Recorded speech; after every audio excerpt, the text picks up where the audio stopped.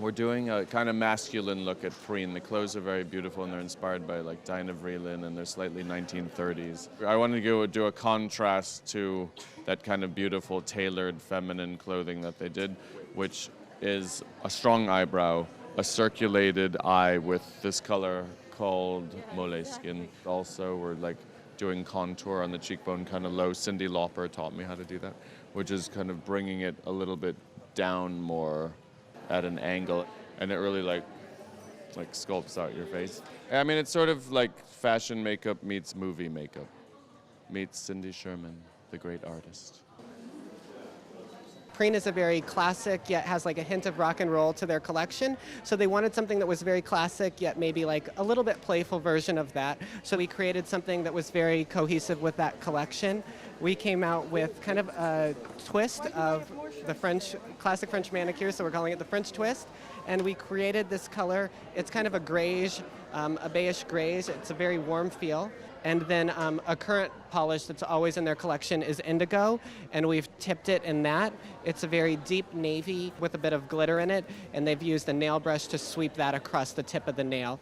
We can't wait to see it go down the runway today.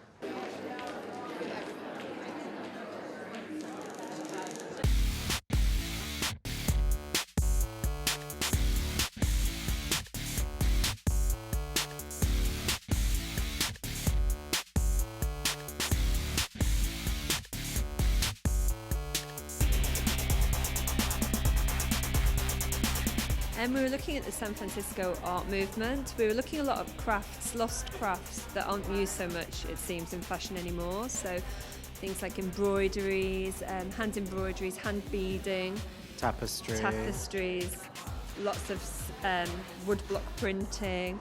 But we wanted to do it in a more minimal way.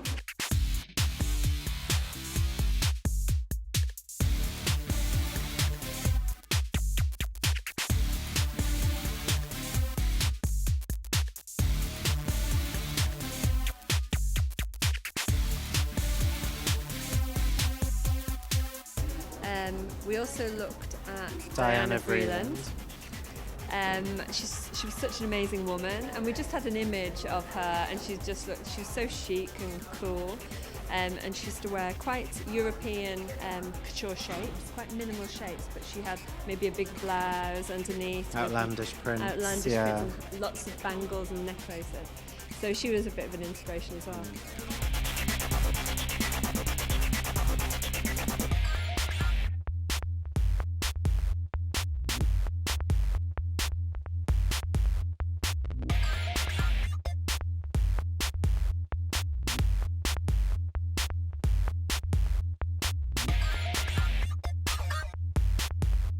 I think the prints came from the San Francisco craft movement, and just really initially we wanted to keep them modern, so we have like a cascading block that runs through the print, but then that's mixed with like a naive star, and so they have that woodblock print mixed with the kind of almost computer enhanced print, so it's like modern and traditional mixed together.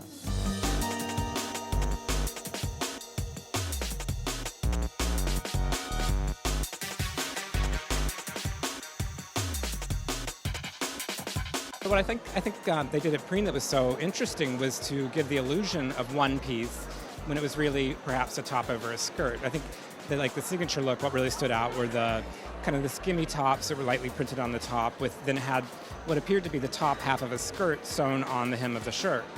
Underneath that was yet another skirt in different colors, so you'd see like a cobalt flash on the top and then a purple skirt underneath, and it was like a new way of color blocking. And I thought it was very inventive because, you know, you see so many designers doing the same kind of thing at once. You've seen these kind of fur sleeve jackets on 6 different runways, and you kind of wonder, why is everyone thinking the same way? And it's great to see someone who's come up with something different about the same kind of subject, so they're in trend, but novel.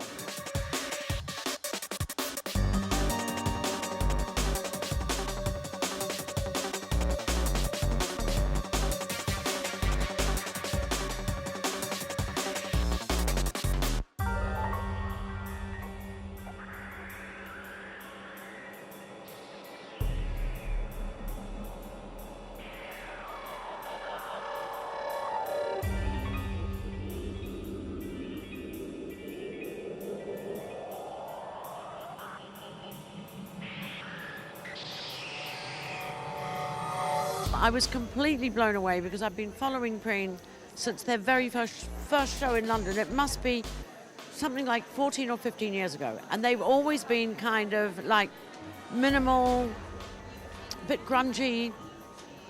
And this is completely different. Embroidery, beading, appliques, florals, prints. Wow.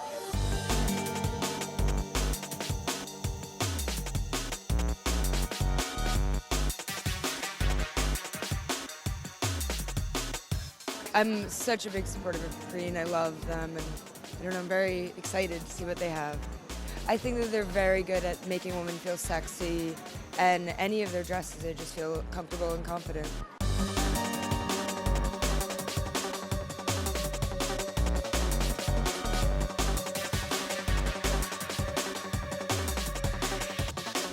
It's fabulous. It's kind of a bit 40s, a bit sci-fi. And it's a great silhouette. They've made a longer skirt, but they put a split in the skirt, so you see a bit of leg and it doesn't look too demure. And I'm really excited.